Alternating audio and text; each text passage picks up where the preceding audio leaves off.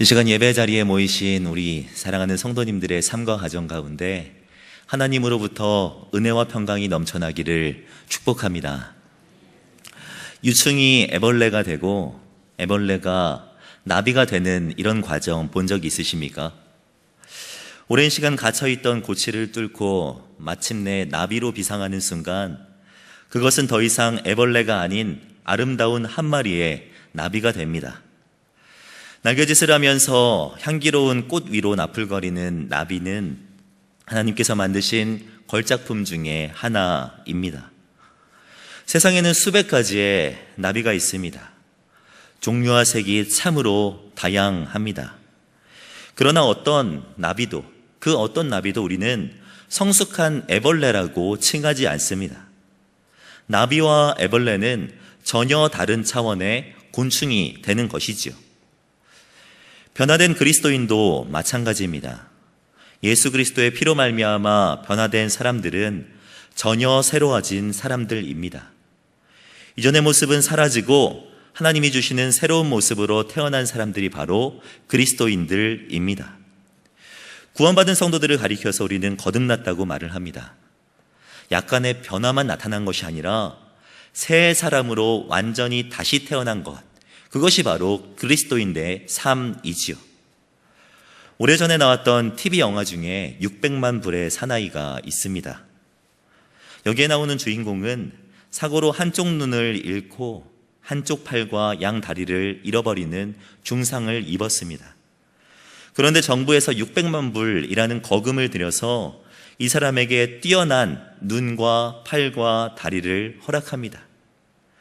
이 눈과 팔, 다리를 새로 부여받은 이 사람은 이전보다 더 능력 있는 삶을 살아가게 되지요. 이처럼 하나님께서 우리를요, 몸만 그대로 두시고 완전히 속사람을 새롭게 하시면서 600만 불짜리가 아니라 6천억 불 이상의 가치의 사람으로 우리를 변화시켜 주셨습니다. 사도 바울이 오늘 본문의 앞부분에서 설명하는 내용도 바로 그 내용인데요. 본문의 7절과 8절 말씀을 보시면 우리 각 사람에게 그리스도의 선물의 분량대로 은혜를 주셨으니 그러므로 이르기를 그가 위로 올라가실 때 사로잡혔던 자들을 사로잡으시고 사람들에게 선물을 주셨다 하였도다 라고 말씀하고 있습니다.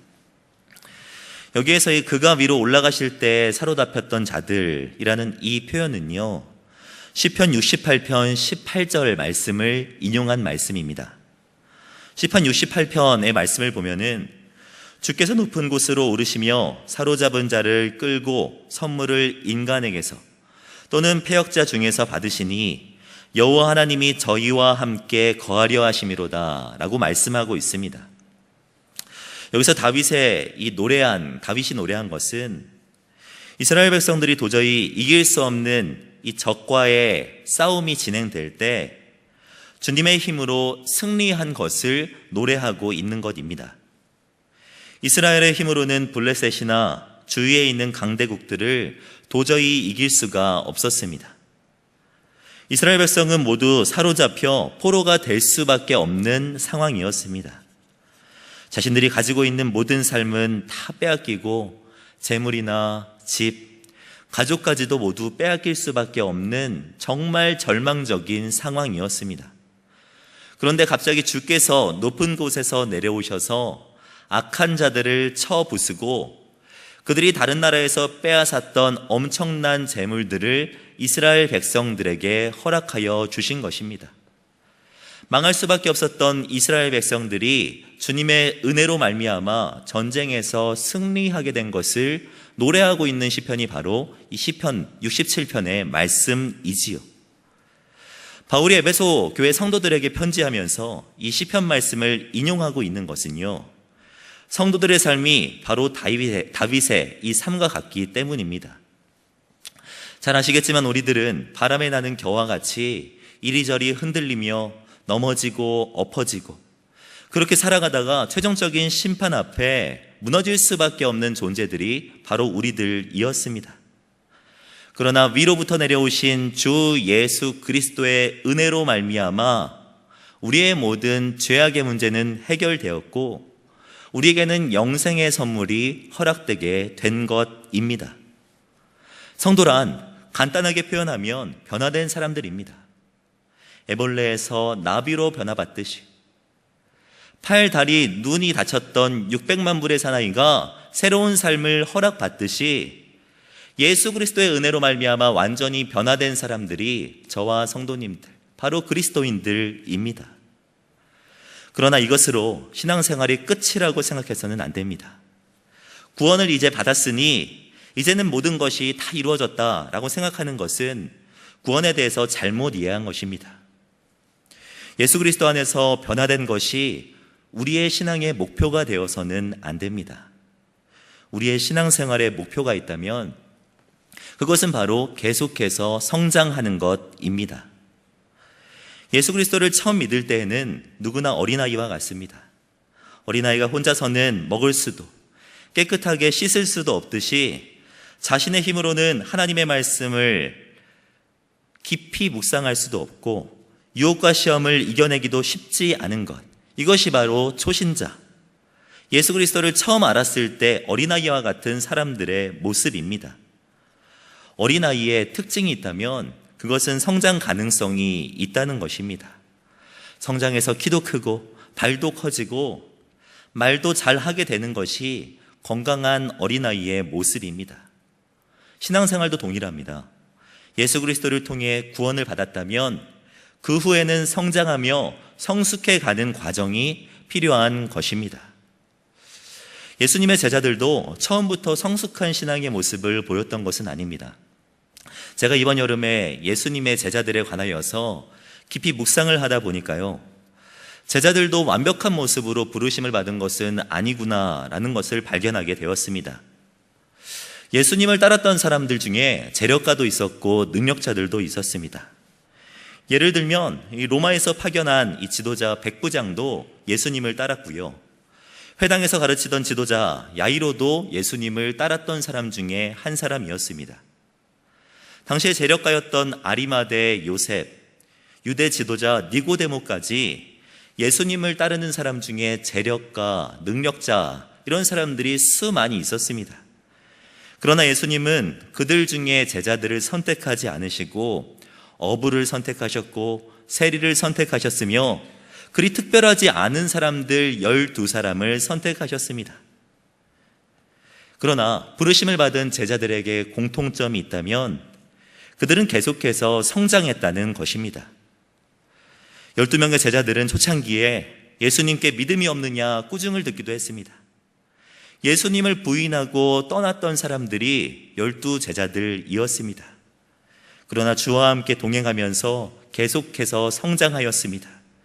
그리고 사도행전에서 우리가 볼 수 있는 것 같이 성령의 권능으로 말미암아 복음을 증거하는 증거자로 세워졌고, 유다와 요한을 제외하고서는 모두 순교를 당하기까지 주님 앞에 귀하게 사용받았습니다. 바울이 본문에서 강조하는 것도 너희들도 이 12제자와 같이 성장하라는 것입니다. 계속해서 자라나라는 것입니다. 본문에서 계속 반복적으로 사용되는 표현이 있다면 그것은 성장이라는 표현입니다. 12절 말씀을 보시면 그리스도의 몸을 세우려 함이라 라고 말씀하고 있고요, 13절에도 그리스도의 장성한 분량이 충만한 데까지 이르러야 한다고 말하고 있습니다. 14절에도 우리가 이제부터 어린아이가 되지 아니하고 라고 말씀하고 있고, 16절 말씀을 보아도 그 몸을 자라게 하며 사랑 안에서 스스로 세우느니라 라고 말씀하고 있습니다. 세움, 자라남, 결국 성장에 대해서 계속해서 사도 바울은 강조하고 있는 것입니다.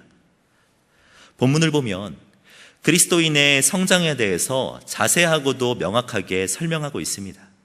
이 시간 말씀을 나눌 때 듣고 끝나는 것이 아니라 이 말씀대로 성숙하고 자라나게 되는 그런 은혜가 저와 성도님들에게 있기를 주님의 이름으로 축복합니다.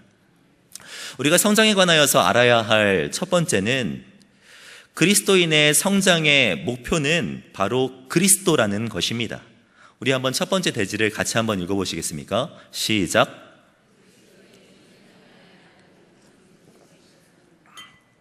우리가 도달해야 할 목표가 있다면 그것은 바로 그리스도입니다. 그리스도까지 성장하는 것이 우리의 목표입니다. 13절 말씀을 보면은 분명하게 설명을 하고 있습니다. 우리가 다 하나님의 아들을 믿는 것과 아는 일에 하나가 되어 온전한 사람을 이루어 그리스도의 장성한 분량이 충만한 데까지 이르리니 라고 말씀하고 있습니다. 우리가 도달해야 할 목표를 세 가지 제시하고 있습니다. 첫 번째는 하나님의 아들을 믿는 것과 아는 일에 하나가 되는 것, 이것이 첫 번째 목표라고 말씀하고 있습니다. 두 번째는 온전한 사람을 이루는 것, 이것이 두 번째 우리의 목표라고 말씀하고 있습니다. 그리고 세 번째는요, 그리스도의 장성한 분량이 충만한 데까지 이르는 것, 이것이 그리스도인들의 성장의 목표라고 말씀하고 있지요. 그러나 이 세 가지 목표는 결국 예수 그리스도를 의미하는 것입니다. 첫 번째, 믿음의 대상인 하나님의 아들은 예수님입니다. 또 온전한 사람을 이루라고 말을 하는데 이 세상 온전한 사람이 누구입니까? 바로 예수 그리스도밖에 없습니다. 그리고 세 번째, 우리를 죄에서 구원할 그리스도, 그분이 누구십니까? 바로 예수님이지요. 결국 사도 바울이 말하는 우리의 성장의 목표는 바로 장성한 그리스도라고 말을 하고 있는 것입니다. 그리스도를 알고 그분을 믿었다면 범사에 그에게까지 자라가야 한다고 사도 바울은 이야기하고 있는 것입니다. 하나님께서 우리에게 원하시는 것은 아기 예수님의 수준이 아닙니다.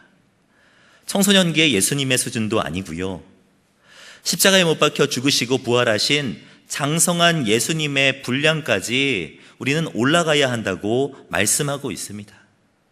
우리는 다윗이 목동일을 할 때 이 믿음의 수준에서 만족해서는 안 됩니다. 모세가 미디안 광야에서 방황하던 그 수준에서도 만족해서는 안 됩니다.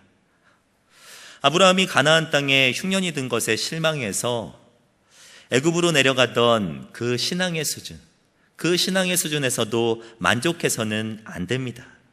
우리는 예수 그리스도의 장성한 분량까지 계속해서 성장해야 하는 것이지요.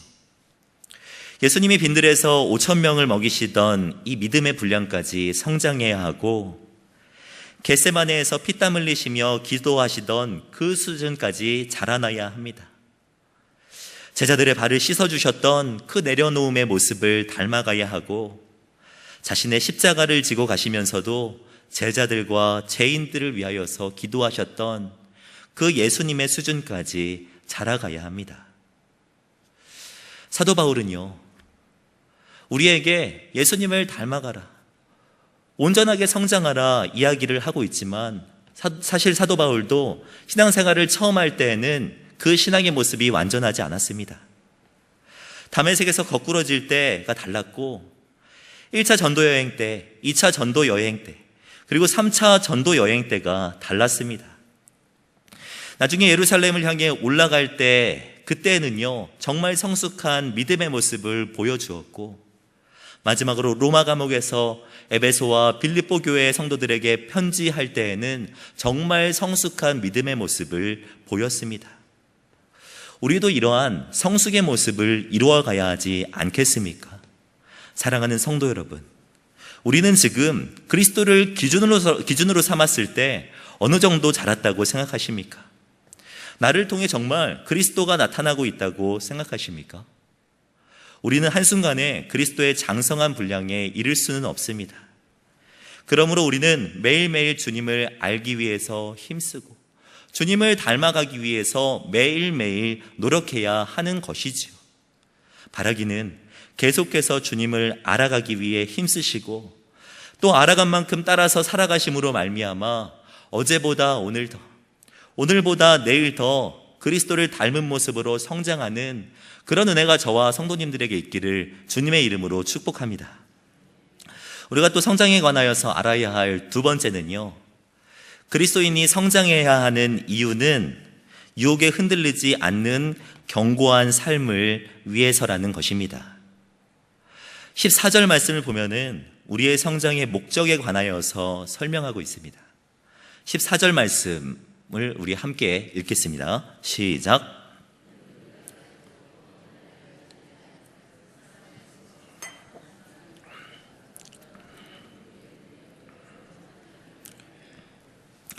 우리의 성장의 목적은요, 유혹에 흔들리지 않는, 요동하지 않는 그런 신앙의 모습을 위해서라고 말씀하고 있습니다. 여기에서 요동하다라는 이 단어는 이리저리 이끌려 다니는 것을 의미합니다. 어린아이와 같은 그리스도인들은 속임수나 유혹, 온갖 풍조가 밀려올 때 이리 흔들리고 저리 흔들리게 됩니다.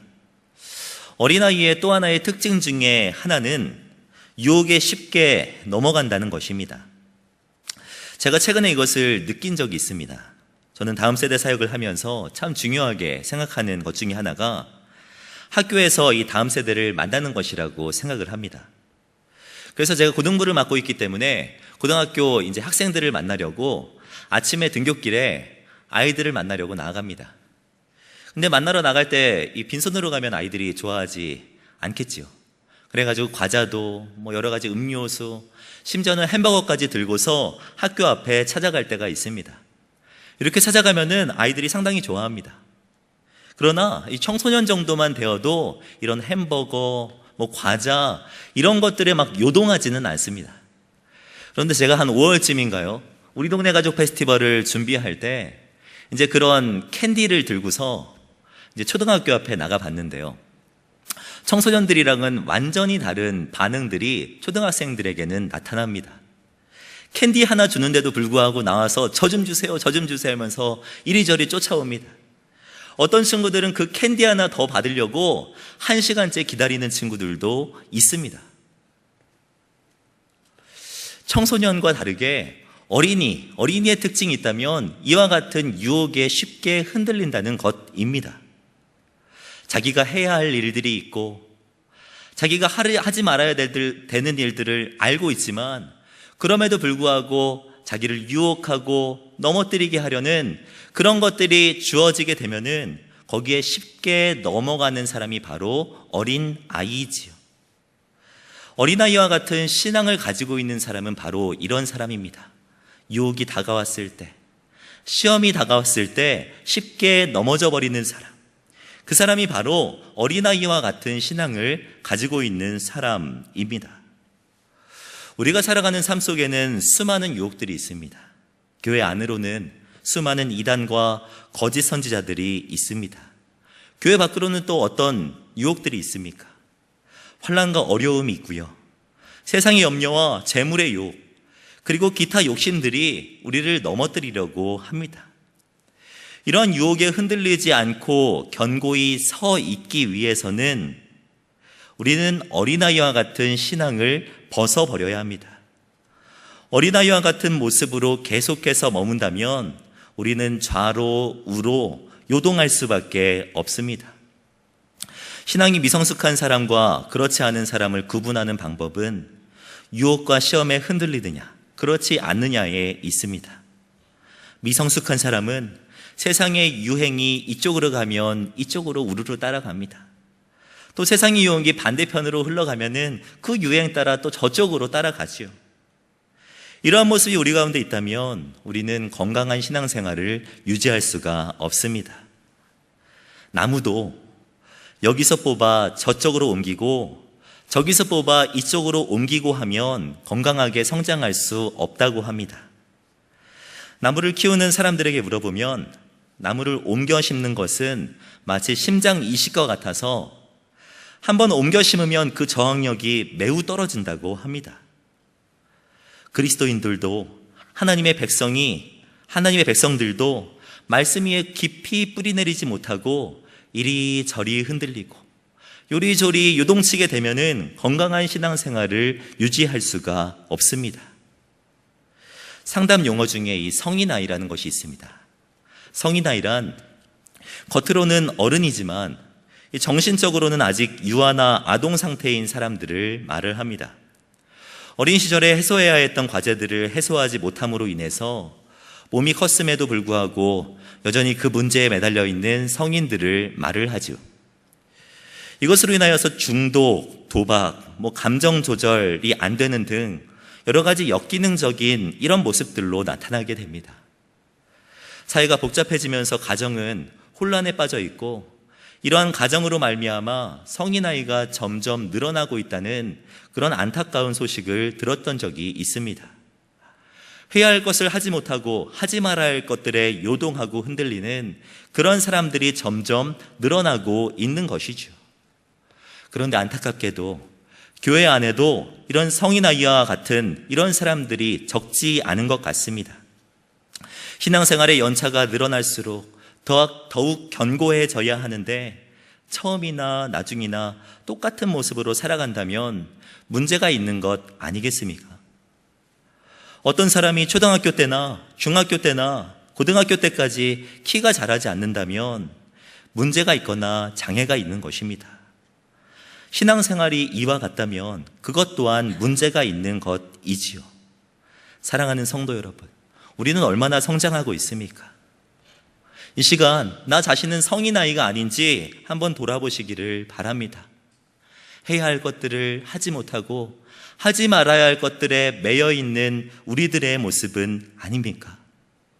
이런저런 유혹과 시험에 흔들리며 요동치고 견고히 서 있지 못한 우리들의 모습은 아닙니까? 이 시간 기도하고 나아갈 때 이러한 연약한 모습에서 벗어나 그리스도에게까지 성장하는 그런 은혜가 저와 성도님들에게 있기를 주님의 이름으로 축복합니다. 마지막으로, 그렇다면 어떻게 우리는 성장할 수가 있습니까? 그리스도인이 성장할 수 있는 방법은 자기 중심적인 사고에서 벗어나는 것입니다. 본문 15절 말씀을 보면 이렇게 말씀합니다. 오직 사랑 안에서 참된 것을 하여 범사에 그에게까지 자랄지라. 그는 머리니 곧 그리스도라 라고 말씀하고 있죠. 범사에 그에게까지 자랄 수 있는 방법으로 오직 사랑 안에서 참된 것을 하는 것을 제시하고 있습니다. 어린아이의 또 하나의 특징이 있다면 그것은 바로 자기중심적이라는 것입니다. 심리학자 피아제는 어린이의 특성으로 자기중심성이라는 것을 제시했습니다. 이것은 어른과 달리 이 무엇이나 자기중심적으로 생각하고 또 자기중심적으로 사물을 바라보는 것을 말을 합니다. 예컨대 이 숨바꼭질을 할 때 몸은 다 보이게, 팔과 다리는 다 보이게 숨었음에도 불구하고 자기 눈만 가리면 상대방도 보이지 않을 것이라고 생각하는 것, 이런 것이 바로 자기중심적인 것이죠.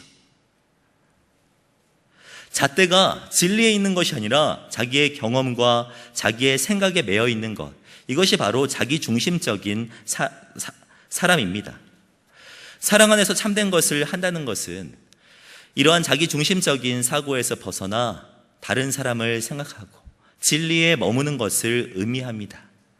나 먼저, 나 중심으로에서 벗어나 말씀이 육신이 되어 우리 가운데 오신 예수 그리스도를 기준 삼아 살아가는 것, 이것이 바로 우리가 해야 하는 참된 일이지요. 가정이든 일터이든 교회이든 어디이든 사랑 안에서 참된 것을 함으로 말미암아 우리는 범사의 예수 그리스도에게까지 자라날 수가 있는 것입니다.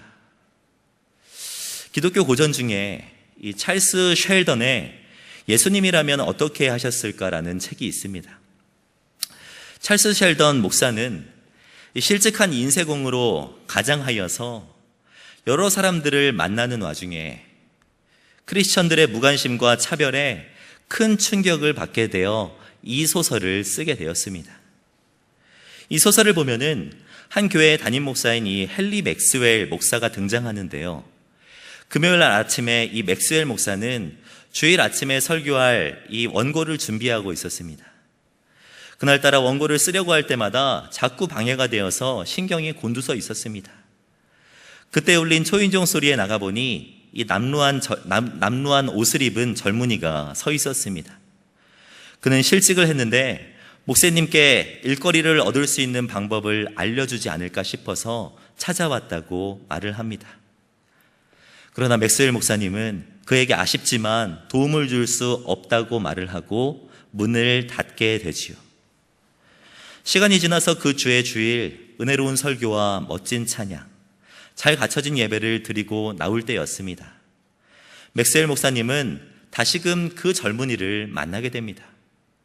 그러나 그 젊은이는 이러한 말을 남기고 숨을 거두게 됩니다.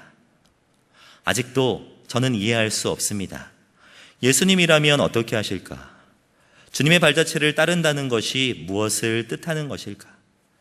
이따금 저는 교회 다니지 못하는 수많은 사람들이 가난과 배고픔에 허덕이면서 새방에서 초라하게 죽어가고 일자리를 찾아 거리를 방황하고 집안에 피아노는커녕 그림 하나도 사서 걸어보지 못한 채 점점 빈곤과 술과 죄악에 빠져들고 있는데도 불구하고 교회에 다니는 사람들이 호화로운 저택에 살면서 사치를 즐기는 모습을 볼 때 자꾸만 의아한 생각이 듭니다.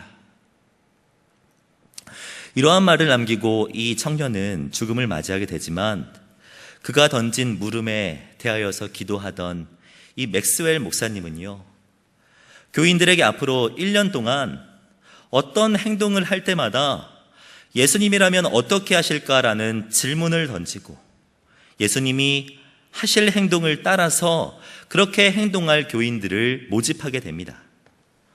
예수님이라면 어떻게 하실까라는 질문을 던지고 그 대답이 비록 안 좋은 결과가 나타난다고 예상될지라도 끝까지 지켜보자는 그런 모임이 생긴 것입니다. 이 운동에 여러 사람이 동참합니다.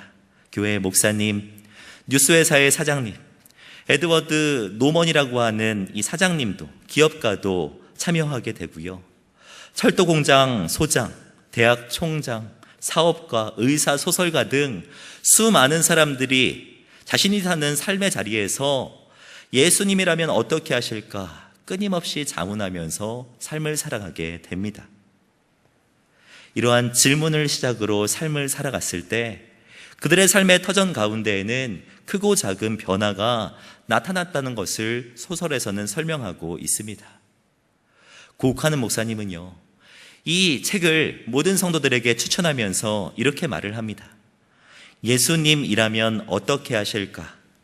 이것은 정말 모든 그리스도인들이 일상사에서 항상 물어야 할 질문이다 라고 말입니다. 사랑하는 성도 여러분, 우리는 과연 예수님을 기준 삼아 살아가고 있습니까? 지인들과 식사할 때, 시장이나 마트에서 장을 볼 때 예수님이라면 어떻게 하실까 고민하면서 살아가고 계십니까? 직장에서 생활하면서 가정에서 자녀와 식구들을 돌보면서 이런 질문을 던지시기 바랍니다. 예수님이라면 어떻게 하실까? 예수님이라면 어떻게 하실까? 변화된 그리스도인이라고 한다면 이러한 노력과 치열한 고민이 우리에게 있어야 한다고 생각합니다. 찌르기만 해도 예수님의 향기가 퍼져나올 때까지 우리는 계속해서 이러한 고민을 이어가야 하지요. 저는 말씀을 준비하면서 정말 예수 그리스도를 닮아갔던 이 한 사람을 발견하게 되었는데요. 그 사람은 바로 이 존 칼빈이라고 하는 사람입니다. 올해가 종교개혁 500주년입니다. 종교개혁의 선구자요, 이 개혁교회를 탄생시킨 이 칼빈은 예수님을 만난 이후로 오직 하나님의 영광을 위해서 전 생애를 던졌던 사람이라고 할 수 있습니다. 그가 쓴 책 이 기독교 강요는 성경의 가르침을 가장 간결하면서도 확실하게 보여주는 기독교의 고전입니다. 가장 성경적인 신학을 추구하는 오늘날의 이 개혁주의 신학은 칼빈의 신앙을 계승하고 있으며 주님을 따르는 경건한 신앙인들은 그를 영적인 스승으로 삼고 있지요. 500주년을 맞아서 그가 마지막 생애를 보냈던 스위스를 많은 사람들이 방문하게 되는데요. 그가 마지막 삶을 보낸 이 스위스 제네바에 방문을 하면 하나님 앞에서 자신을 순간도 돌보지 않고 고결하게 불태운 하나님의 사람 앞에 경의를 표현하지 않을 수가 없다고 합니다. 제네바의 공동묘지에서 그의 이름이 적힌 무덤 앞에 서게 되면 가슴 깊이 스며오는 애잔함을 감출 수 없다고 합니다. 왜냐하면 칼빈의 무덤은 비어있기 때문입니다. 오직 하나님의 영광을 위해 살았던 칼빈은 세상이 혹시라도 보낼 어떠한 존경이나 인정도 거부하고 자신의 무덤에 묘비도 세우지 말 것을 부탁하고 이 땅을 떠났다고 합니다. 그와 오랜 시간을 함께했던 제자 이 베자는요, 칼빈을 향하여서 이렇게 말을 합니다. 나는 칼빈의 생활을 16년간 옆에서 지켜보았습니다. 그는 더 이상 첨가할 수도 더 이상 감할 수도 없는 참된 그리스도인이었습니다. 사랑하는 성도 여러분, 우리는 삶을 살아가면서 무엇을 소원하며 살아가고 계십니까? 우리가 품어야 할 소원이 있다면 그것은 바로 예수님을 닮는 것입니다. 우리가 소원해야 할 소원함이 있다면 그것은 예수 그리스도까지 자라나는 것입니다. 주님 앞에 설 그날까지 계속해서 성장하고 자라나 주님 앞에 섰을 그날 너는 참된 그리스도인이었다, 성숙한 성도였다 인정받는 저와 성도님들 되시기를 주님의 이름으로 축복합니다. 그리스도인은 한순간 이루어지지 않습니다. 매일의 삶 가운데, 삶의 터전 가운데 예수님이라면 어떻게 하실까 고민하고 묵상하고 행동하심으로 말미암아 주님이 기뻐하시는 종으로 세워져 가는 저와 성도님들 되시기를 주님의 이름으로 축복합니다. 기도하겠습니다. 우리를 부르시고 주님의 자녀 삼아주시는 은혜 감사드립니다. 말씀대로 사랑 안에 참된 것을 하며 범사의 예수 그리스도에게까지 자라나는 우리들이 되게 하여 주시옵소서. 예수님이라면 어떻게 하실지 고민하며 행동함으로 어제보다 오늘 더, 오늘보다 내일 더 예수님을 닮아가는 우리들이 되게 하여 주시옵소서. 우리의 육신은 점점 약해지나 주를 향한 마음은 누구에게도 뒤처지지 말게 하시고 그리스도께 가까이 나아가는 복된 인생 살아가는 우리들이 되게 하여 주시옵소서. 감사드리며 우리의 구원자 되신 주 예수 그리스도의 이름으로 기도드립니다.